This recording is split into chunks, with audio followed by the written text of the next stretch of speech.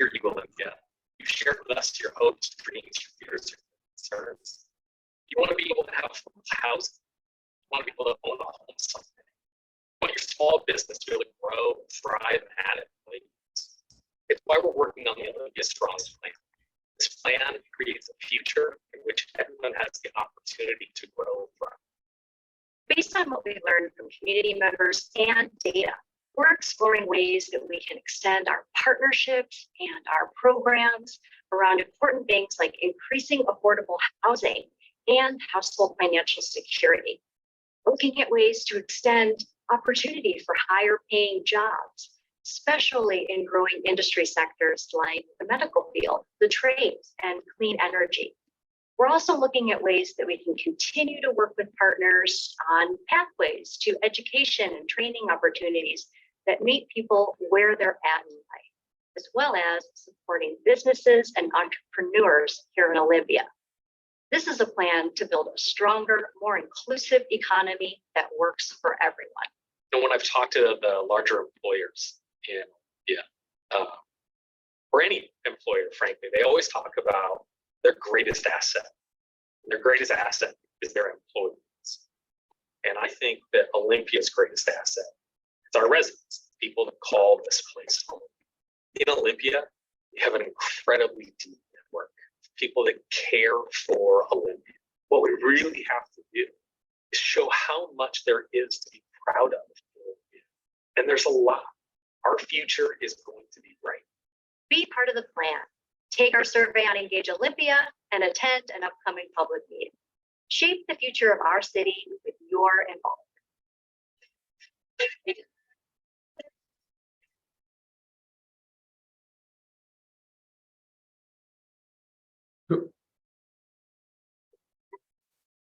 There we go.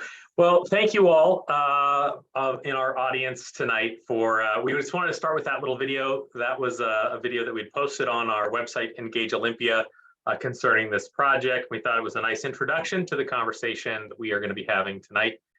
My name is Mike Reed. I'm the Economic Development Director for the City of Olympia. And with us, we also have Shauna Mershon. She was our public engagement intern on this project, and Jason Robertson, who's our project advisor and consultant with J-Row Consulting. So this evening, we are here to talk to you about Olympia Strong. It's a roadmap for economic opportunities. This public process is really, it's a strategy for how the city and its partners can support economic opportunities in this community. We're focusing on really 4 areas: our residents, our businesses, the overall community at large, and our city organization. We need a working economy to be able to create the revenues necessary to run the city and complete the objectives and goals that we have. Olympia Strong will inform our economic development goals and policies that are outlined in our comprehensive plan. It will help drive city actions and investments and the work plan for our economic development department. So where have we been over the last 10 months and how is this project taking shape? So we started in April of 2022, and over the course of the summer, we did a significant amount of framing of this project and then moved into public outreach efforts. We did a lot of online surveying, interviewing people at various events, some stakeholder outreach, and now we're moving into actually creating the priorities and objectives of this plan. And then we'll move forward into a comprehensive plan update in which we can incorporate some of these ideas and ultimately have council adoption. From a public engagement standpoint, we've done this project a little bit differently. A lot of times, City of Olympia projects, we will form an advisory committee, host 1 or 2 public meetings in which we gather people's ideas and then refine from there. This one we did a little bit backwards.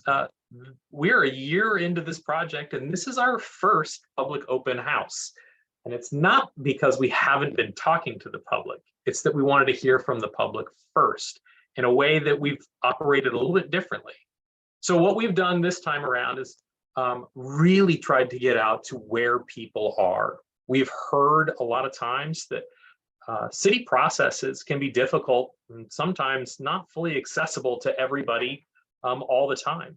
People that have families or have kids at home or disabilities, they may miss out on opportunities to engage and inform city process making. So what we've done is, again, 2 online surveys, 25-person on the street interview events. It's essentially we're going out, meeting people where they're at with survey questions and asking them.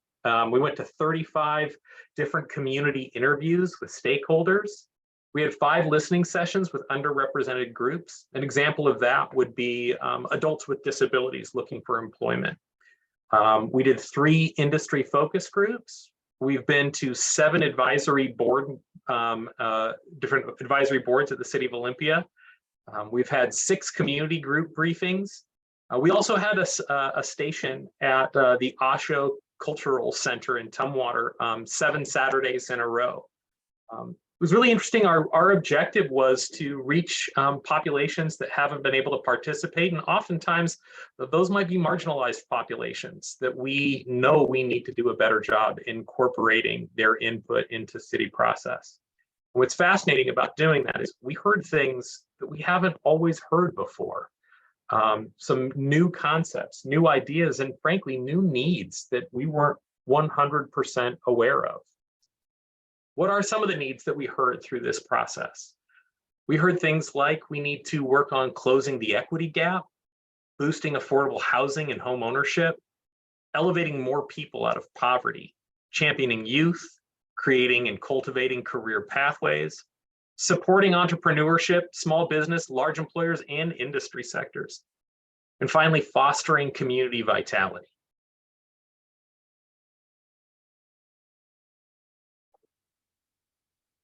Sorry, bounced around a little bit.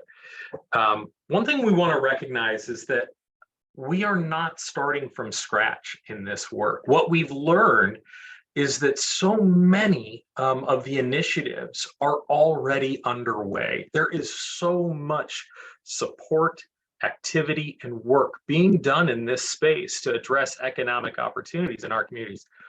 But there's a couple of glitches. One is the public doesn't always know about some of these existing programs. A lot of our outreach that we heard was, oh, that's fantastic. I never heard of it. The other thing that we heard is even in the existing programs, there are gaps. In particular, there are gaps for people that may face higher barriers. Those could be individuals with disabilities, individuals that are low income, working class families, single parents, the elderly, youth, or people from marginalized backgrounds. So looking ahead, where are we going with this conversation? Well, Olympia Strong is operating and taking shape in a much different fashion than your typical economic development strategy. I think, and I'm not surprised by that in Olympia. In fact, that feels very Olympian to me. This is not a trickle-down economy plan. This is a people-centric plan. We know that we need to invest into the community here to increase opportunities and upward mobility. So things like facilitating pathways to economic security for our residents, tracking industry and job trends so there are opportunities to navigate people to, supporting local businesses because these are made up of the people that provide the tax base to support our community goals. This community has a lot of priorities. We have priorities associated with homeless response, and climate change, and diversity and equity and inclusion, public safety. Our economy is going to have to remain strong to be able to provide the revenue and funding to keep us moving forward on those priorities. We also really heard that investing in vibrancy and resiliency projects matter. So right now we have draft initiatives, and those draft initiatives will take us through the next 10 years. They are a mix of new efforts and continuing efforts. There's things that we're already doing and new things that we've recognized we may need to start doing. Some of those concepts are programmatic, like it might be a singular project or a partnership program to address a specific need. And some of those may be capital investments. And what we mean by that is we're going to have to buy something, build something, expand something to meet a certain need. On those capital investment ones, the majority of those are falling in the idea of housing and affordable housing. What we have done is we've organized the feedback that we've received and the concepts that we've started to develop into 4 interrelated focus areas. Those 4 areas are education and workforce pathways. Number 2, housing and sense of security.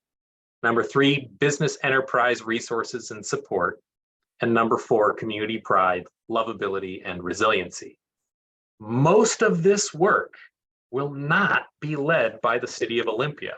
Most of this work is actually going to be led by our partners in the community. But we recognize that the city needs to make sure that we have a seat at the table and that we're helping our partners meet the objectives of serving the communities here. And I think that we can do that by investing in and partnering with our partners to achieve their missions in these areas. So who are the partners? There's a lot. Here's a list. I guarantee I missed one on this list. So the Thurston Economic Development Council or Enterprise for Equity, those focus really on providing training and resources for emerging businesses or growing businesses, or even established businesses that want to adapt and change. Chamber of Commerce, we work very closely with on outreach to the business community and in a workforce development capacity. Port of Olympia is a key partner of ours down on the waterfront in Olympia. Pack Mountain Workforce Development, their name says it all. They are the regional response to workforce development needs in the area.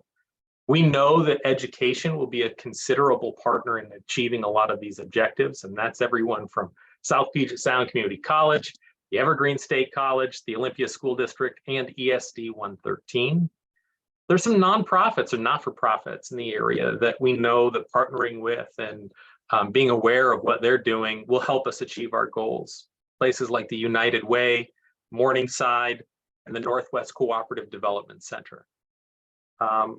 Ensuring the vitality and the lovability of our community, that's where Experience Olympia and Beyond comes in. They're our visitor convention bureau. They are focused on making sure that our community and our region is a place that people want to come and visit. The Timberland Library is a powerhouse when it comes to economic resources and tools for individuals. And then finally, the Olympia Downtown Alliance is focused on that vitality, livability, and attracting visitors and businesses to our downtown community. So let's go back to those 4 focus areas. We're going to go into a little bit more detail in this, and you may be asking, well, when do we get to talk? I probably should have said to you at the beginning, there's a question tab. You can put your questions into that question tab at any time during the presentation here. And when I'm done with the presentation, and we're probably close to the halfway mark on that, we'll answer your questions, and we will even provide you with a few prompts for questions that we're curious to hear your response on. So back to the 4 focus areas. The first focus area is education and workforce pathways. Our vision there is that every Olympian is afforded a quality, lifelong educational opportunity that builds pathways towards upward mobility and financial stability. So what do we mean by that? What's an example or a proposal that could come in there? So here's 2 examples. The first one is grow the Olympia Career Hub to prepare people for local in-demand occupations like clean energy or construction. The city has partnered in our response to the COVID crisis that we've felt over the last 3 years. We partnered with the Thurston County Chamber of Commerce, and they subcontracted with an organization by the name of ANEW to develop a workforce program to help individuals in Olympia get back into the workforce in a very needed trade, and that's the construction trades. So right now, as an example, we are hosting what we call the Construction Boot Camp. It's a 4-week program in which individuals can learn skills and get certifications, professional certifications in OSHA 10 safety, flagger, and forklift operating. This last group that we had 14 graduates from that class. There were 5 that were actively homeless or had identified that they had been homeless. We had 8 that had justice-involved backgrounds. We had 2 members of the Squaxin Island tribe. We had multiple veterans in that program. So we know that there's a way for programs in workforce development to really help people hop on that pathway and move forward. The second one is what we call Journey to Jobs. So find a way to continue that Journey to Jobs program. And what that it's a low barrier skill building and employment program with wraparound services specifically targeting individuals that are actively homeless. So that program can put someone that may have been out of a job or living in an encampment or a tiny home village the opportunity to get the workforce skills that they need to get back in and earning a paycheck so that they can move forward with some self-reliance and self-resiliency. That program started about 6 to 8 months ago. We have about 150 people that have signed up to learn more about that program. And from there, 50 individuals have actually earned income through that program. Workforce development is actually new to the city as a program of work, but it doesn't mean that it's a new concept for us. So those 2 programs, we just started them this year, but we've been talking about having the city participate in workforce development programs. This is an example of that. This is from the One Community Plan, which was the City of Olympia's response to homelessness. And you can see in there, and this plan was created in 2019, ideas like prioritize pathways to economic opportunity that help people find longer-term security. You can see increase education, training, and resources that help people avoid or recover from homelessness. Or ideas like develop an economic development strategy that addresses all income levels. That's specifically what we're trying to do right now. Another highlight of the career pathways one is to support programs that introduce youth to a wider variety of career options and employers before graduation. The idea of connecting youth into the trades or vocational skills or potential employers, we've continued to hear is an opportunity and a need that maybe the city can help facilitate. And then next on that, the idea of partnering with the United Way to fund navigators in high schools. This has been a project that the United Way has taken on in the North Thurston School District and the Yelm School District, where they actually implant a navigator into the school to work with students on filling out things like the FAFSA and college applications and giving them some guidance on how to accomplish this work. We're seeing in North Thurston and Yelm that students that often miss this opportunity or may not have that skill set provided to them at home, this navigator is a pretty valuable partner in their life. And the idea of expanding it into the Olympia School District is consistent with our plan here. The second focus area is housing and sense of security. And this one was the biggest one from community feedback by far. Our comments and survey responses from the public that we've engaged with, this one led everyone on probably a 2-to-1 margin. So we cannot talk about economic security and opportunities without talking about housing and a sense of security. Our vision is that all Olympians are able to enter and sustain stable housing while building household financial security. Some highlights of what we think we could do in this plan to address this. One would be land banking and proactive partnerships with low-income housing developers and local organizations to build income-restricted housing. This is something that we have already been doing, And why it's in here is because we think we need to continue to do it.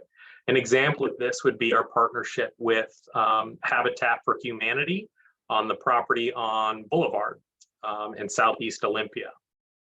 Second idea or concept would be to convert our Plum Street Village into transitional housing for formerly homeless individuals that are looking at specifically job training. So how could you turn a Plum Street or something like that into a shared cohort where all of the individuals that are living there are working towards education and workforce programs? Again, I want to highlight that Boulevard project. Not only is that an example of how land banking and partnering can be an effective tool, the kinds of product that are going to be built on that are unique. And we know that exploring new opportunities in the way you can deliver home ownership is something that we need to explore. That Boulevard Road project with Habitat for Humanity will be a land trust model in which the property will be retained. The actual land underneath the house gets retained in a trust. That then reduces the price of the house for the person that's living there. They'll also have senior cottages and maybe even home ownership model in a multifamily. The second bullet there talks about incentivizing and streamlining the conversion of vacant office buildings into housing. The City of Olympia recently was awarded a grant to work with our partners at 5 other cities across the country on exploring ways to address barriers on converting offices into housing. Our third focus area is business enterprise and resource support. So our vision there is that all Olympia businesses and entrepreneurs are able to access investment capital and world-class training, technical assistance, and support in a supportive environment that celebrates and promotes their success. Some examples of highlights or initiatives that we are exploring there would be to continue offering business support and training programs. This is something that the city already does, and maybe not everybody is aware of that, but if you are an emerging business, a new entrepreneur wanting to start a business, or even a business that's looking to expand, the City of Olympia will pay your scholarship to attend a technical assistance training program to assist your business through the Center for Business and Innovation and the Economic Development Council. We also have a partnership with Enterprise for Equity that can help new businesses form and merge. We are contemplating ways that we could expand access to capital for aspiring entrepreneurs from underbanked and underrepresented populations. We did a lot of that work associated with the Thurston Strong economic recovery through various grants and grant programs, finding ways that we can continue and build off of that work. And then finally, how can we stand up a Navigator pilot project that would target zones or target neighborhoods where maybe there's a higher degree of poverty or there's a higher degree of unbanked individuals, and how can we get people that live there the skills necessary that if they also wanted to become an entrepreneur or start a home-based business, what are the kinds of tools that they would need? So, and what are the kinds of services? Finally, in the business support one of the biggest things that we heard from the business community and business supports is this concern about childcare. I wish I could put something in this plan to address the childcare crisis that not only this community, but this country is facing. What we are finding out is that the answers to the childcare crisis are going to have to come from a state and federal level. They are far too large for a city of our size to try to take on and tackle. But there may be some things that we can do to improve the system that we have now. One example of that would be to expand our incredibly popular Oli Wahoo summer day camps that we offer. If you've used those day camps, you'll recognize that access to those camps fills up very, very fast. So maybe the concept of expanding those or introducing more slots in those for low-income families is something that we want to explore through this project. And finally, community lovability, pride, and resiliency.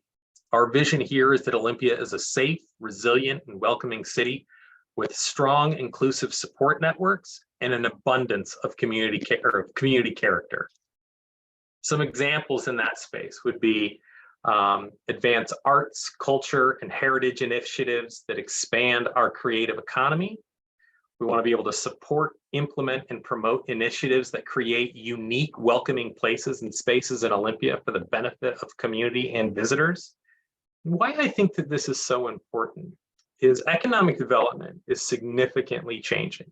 The concept of economic development used to be, let's try to recruit or attract a big new business here, and then people will move here, or the people that are here will have jobs in that new big employer that came to town.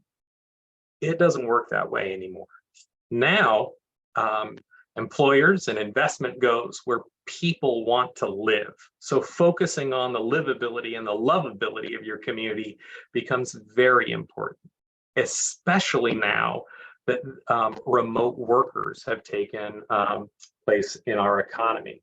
People can work and live in separate places. So now trying to make sure that your community is investing in those things that make it lovable are critically important. Some other examples would be expanding recreation and entertainment venues and programs for youth, developing a climate adaptation and preparedness plan. Plans like that make sure that our economy can bounce back whenever there is a disruption. And then finally, work with regional economic partners to better prepare for future economic disruptions. So that wraps up the component on the 4 focus areas. I did want to let you know that we are doing an in-person open house on June 14th. It will be at City Hall Council Chambers at 5:30. We're actually going to be inviting a number of our partners that I've talked about, and some of the programs that they're working on will be accessible and available at the open house, so you can learn more if anything that I mentioned piqued your curiosity. I would also recommend that you can go to Olympia or engageolympiawad.gov/Olympia Strong. That's our project website, in which you can review survey results, draft initiatives, related plan summary. You can read a very in-depth blog post about Olympia's economy, and you can sign up for e-news. And so e-news is an electronic newsletter that we send out via email to those that have signed up. We have 12 different newsletters that you can sign up for, ranging across Olympia and our different work that we're doing. If you're interested in continuing to learn more about this project and staying informed, I would have you go there and select the blue one that's in the bottom corner there, Planning and Development. And with that, we'll start answering the questions that have been coming in as we've been presenting. And I will also add just a couple of prompts that, if you'd like, we'd love to hear you put your responses to these questions into the Q&A tab that's available to you. Some of those prompts would be things like, how high of a priority do you feel that this work is? High or medium or low? Or is there a focus area that you think should be a higher priority? Is there something missing from the 4 focus areas? Is there a subject that you feel like, boy, if you're talking about economic opportunity and upward mobility, how'd you miss this one? I'd be curious to hear your thoughts there. I'm also interested in hearing what you think the biggest barrier for upward economic mobility in Olympia would be. And then finally, how do we get resources and information to the people that could benefit the most? So with that, I'm going to stop share so I can see my peers on this a little easier, and we'll start getting to answering your questions.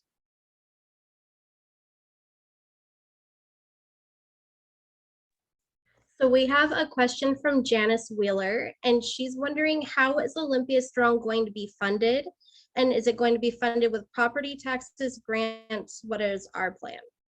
That's a great question, Janice. At this point in time, there's been a number of different funding. There hasn't been one primary funding source. A lot of the programs that we've been able to fund in this space have come from some of the emergency recovery funding. So that was associated with COVID. So programs that I talked about, like the construction boot camp program or the Journey to Jobs program, those were funded through economic recovery dollars that the city had set aside for COVID and pandemic relief. But I would imagine moving forward, these things could come in a number of different forms, depending upon what we prioritize and what we hear from the community as a priority. They could come from grants, they could come from the overall city budget, a number of places. So I'd say at this point in time, I can't say that there is a single source, but part of our effort is to hear about what the priority is and then figure out how much funding and where that funding could come from. I'll just add, Mike, that a lot of the initiatives are leveraged. So for example, Mike talked about the navigators in schools. That's actually a partnership through the United Way hosted Education and Financial Stability Task Force. And that's one of the ideas that the community partners shared, and making sure every student had a pathway to education, not necessarily a four-year degree, but certificate training or whatever it may be. And so that's funded through a partnership between the school district, the college, and United Way private fundraising. Okay. Karen had a couple of things on here. Hi, Karen. She pointed out that safe walking and cycling, feeling sense of safety are all very important to have. And what I can say to that is absolutely, in terms of who in the city is implementing the sidewalks and bicycle stuff, it won't be Mike's team, but that's something that we've been passing on to them. Yeah. Sense of safety, the city just completed a reimagining public safety process, and now the police department is starting a strategic plan to try to implement those community defined goals. So agreed again. Yeah, I would also just say on the cycling and walking, that I think really is at the core of some of the livability conversations. We know that the type of talent, the workforce talent that we are trying to retain here in this community, that's a pretty big priority. I mean, I think that having and continuing a bikeable community, I would not disagree that that's valuable. I think it's in the mix of a lot of the priorities that we hear, but that's why that fourth focus area of lovability and livability it's really important. I think it could be easy for some folks to look at some of that and go, oh, that's just extra stuff. And I don't think it's just extra stuff. I think that people are choosing to live here, and they can choose to live anywhere now with remote working, and continuing to make sure that people have a sense of pride in their community is one of the things that's going to keep that engine running. And I think that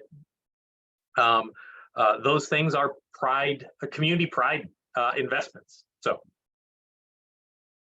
next question, what do we have?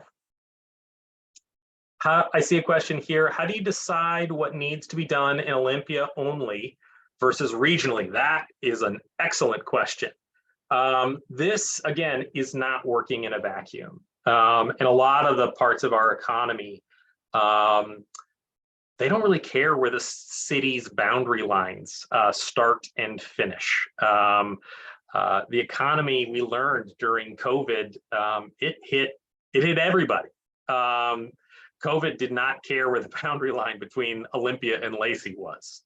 And so some of those things we know, working at the higher level with our partners on regional impacts, will be critically important. But there are certain things that we are hearing that businesses in Olympia need, or that residents in Olympia need. And that's where part of the conversation and part of the engagement that we had during our public engagement process, that's really kind of, I think, helping inform that. So I think part of that is learning who our partners will be and what they can take on? And is there something in that work that is specific or germane to Olympia that we need to prioritize differently?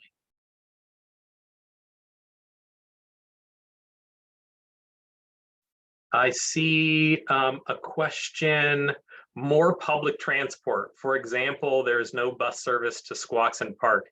I think bus service right now is down due to staffing shortages. So this goes back into these conversations about career pathways and understanding the employment needs in our community. Bus service is short right now and is missing certain areas because they cannot hire enough bus drivers to operate the buses and meet the demand. So again, we were feeling that same thing when it came to our construction industry. I was talking to home builders saying, man, I need to be building more homes. I got permits in hand, but I don't have enough sheetrockers, or I don't have enough plumbers or electricians, or my project is backed up. This is why I think the city of Olympia needs to be aware of the needs in our community and our employers, because things like our bus routes not running in the same way that we need them, or infrastructure not being developed because we don't have the right amount of employees to be able to do that work. We need to keep our eye on that ball and invest in moving some of those initiatives forward. So excellent question. But the good news is, when they do get hiring evened out, the buses will be free. That trip to the park will be free for kids and adults alike. And they're financially prepared to be able to add all the service back when they have the people to operate the buses. I'm going to skip to Nathaniel's question about the work plan priorities and how they'll be reflected in the comp plan. We're actually building the comp plan update for the economic development chapter as we build this plan. So there'll be parallel direct transfer. Yep. I would even add, last week I was at the Planning Commission. So a lot of the comprehensive plan update moves through our Planning Commission process. So I was briefing the Planning Commission on this work just last week. And as Jason mentioned, we are working on a comprehensive plan economy chapter update that would then fold in this information should this be where council ultimately wants to adopt and move forward. Are other jurisdictions doing economic development programs such as Lacey or the county, and or are they contributing to the regional programs? We all do it a little bit differently. I think everybody has economic development programs or partnerships. Everybody works with the EDC, but each community is going to prioritize things a little bit differently and do things that are more in line with their council or their community's objectives or priorities. So when I'm working with the EDC or another one of our partners, I'm expressing what's important that I'm hearing to them, and that might be something different than what they hear from another municipality. So the answer is yes, and.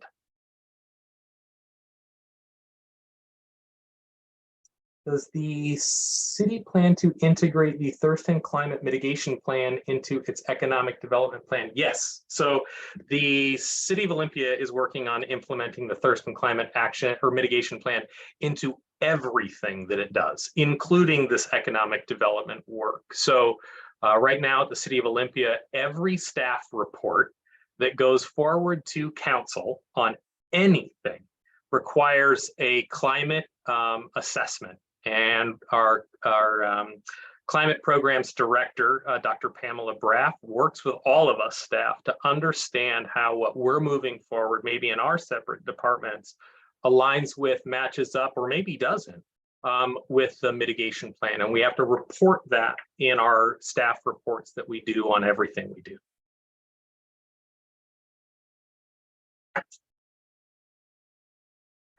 Let's see. I'll take Karen's most recent here. Since the economy is so regional nature, it seems like narrowly doing this in Olympia might be less efficient than doing it region-wide.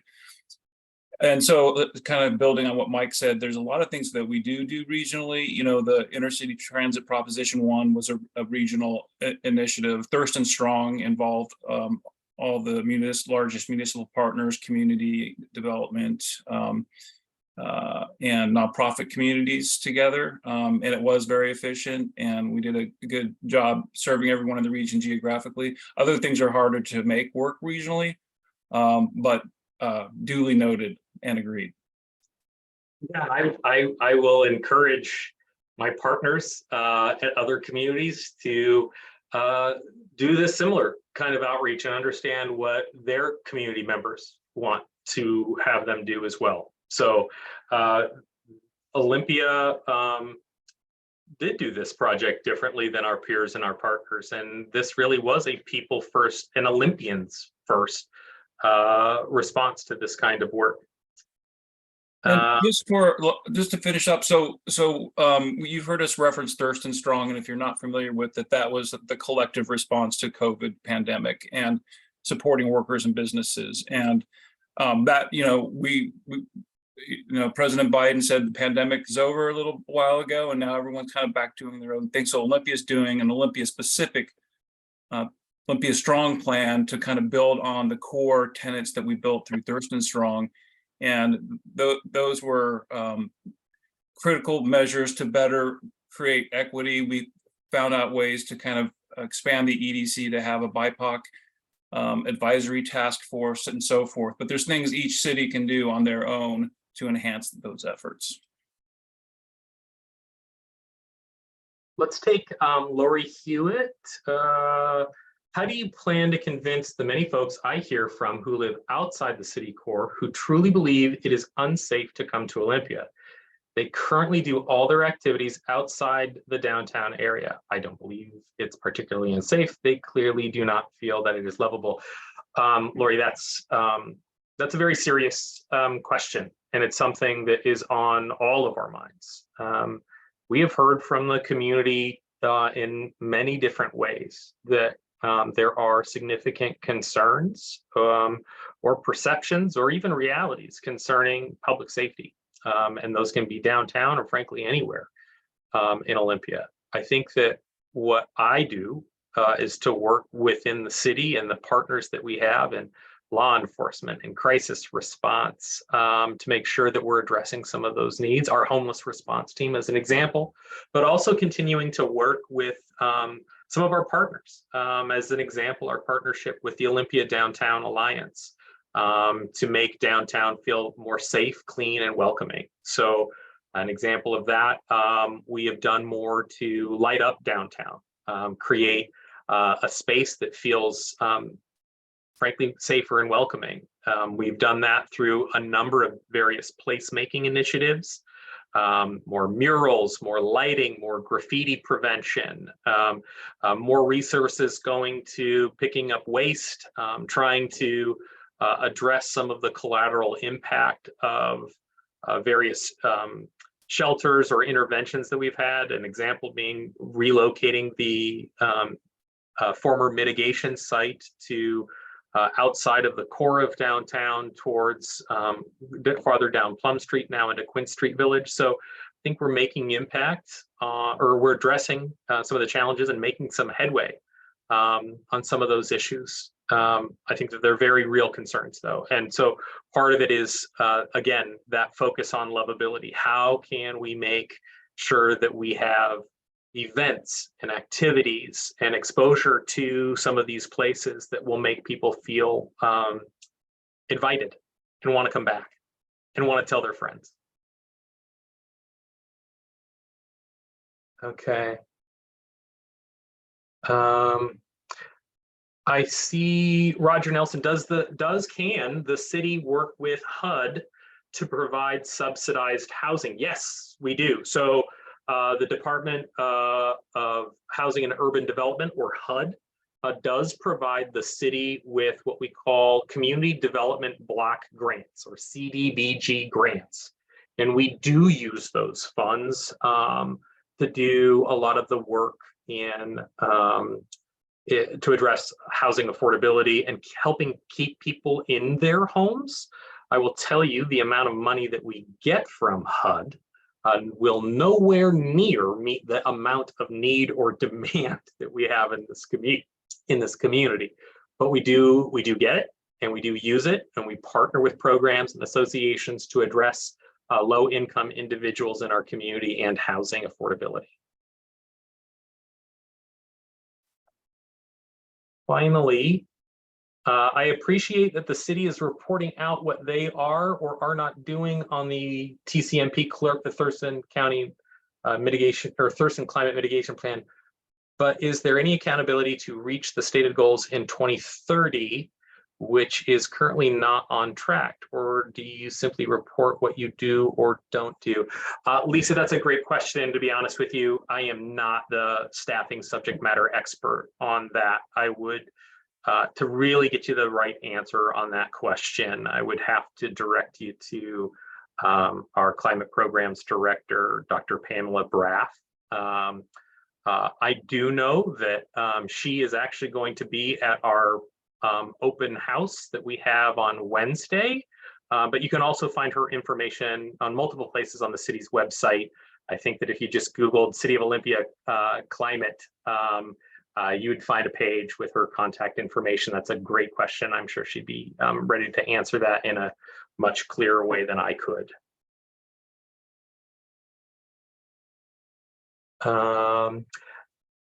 Finally,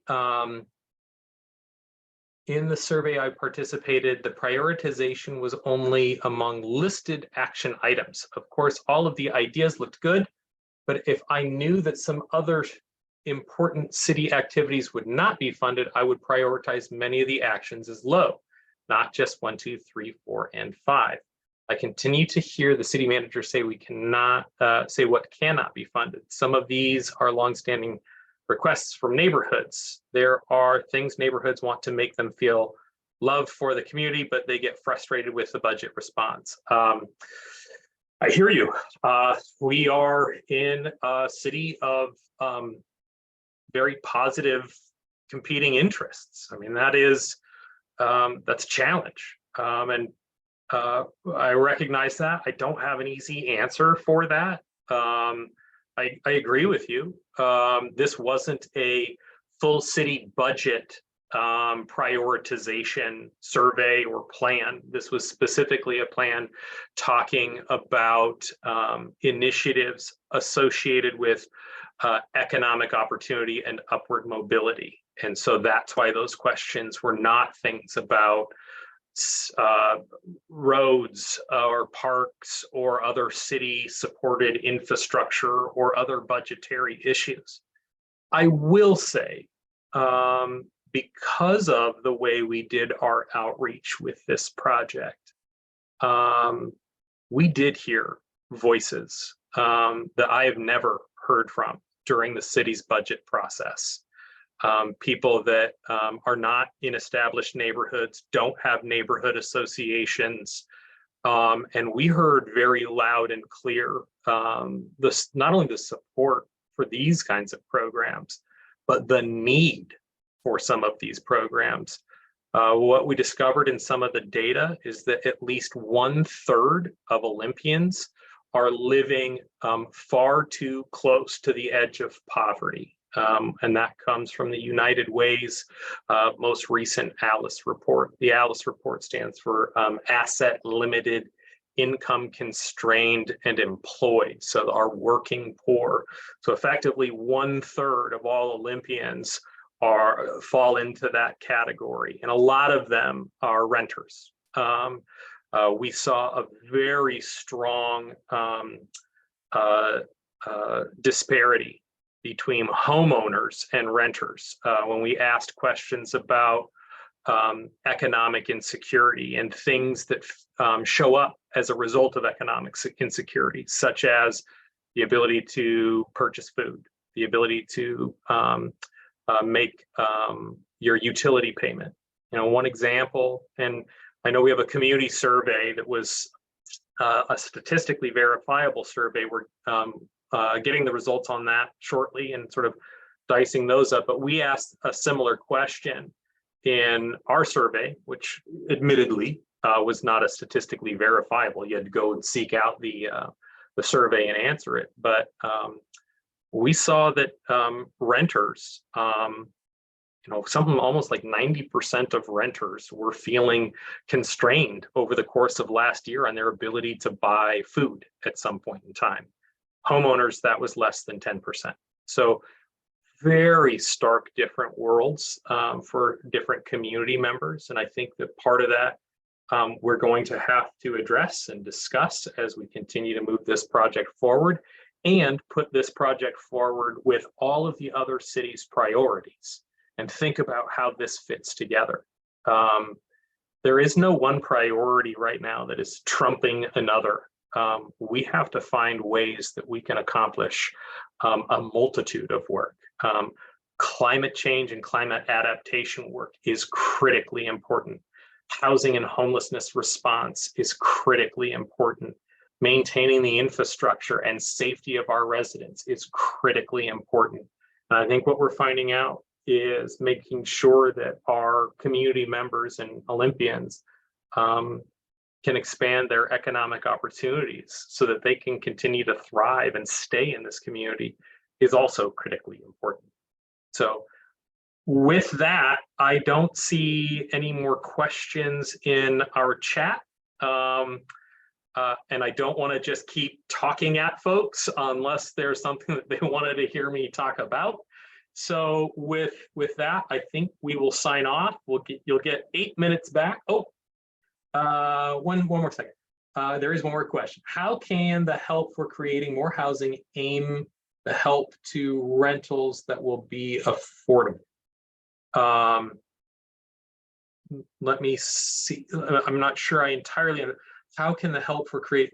So instead of like the subsidized market rate housing, creating more affordable, permanent affordable housing, and that is part of the portfolio. I mean, we need every range of housing across the board, but absolutely affordable housing is a priority, and that's some of those developments that Mike referenced earlier on Martin Way and Boulevard will provide some of that.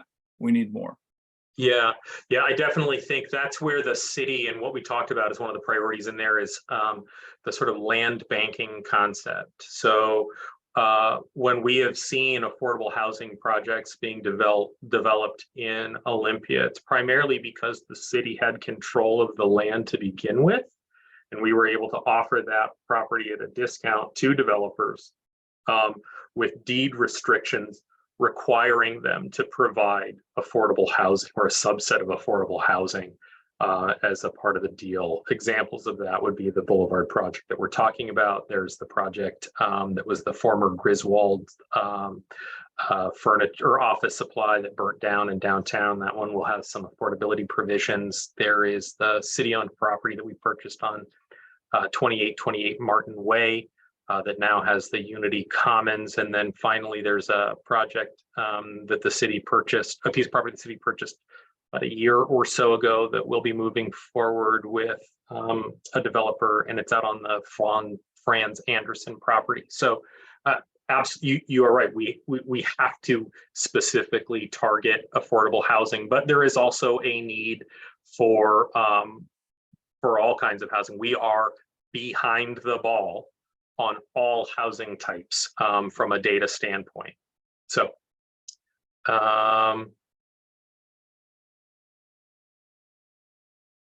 okay, I think that's it.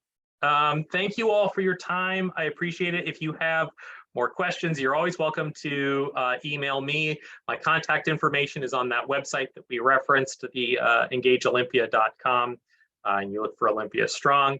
I hope you enjoyed the presentation. And again, if you want more information, please go to the website or track me down. Thank you all.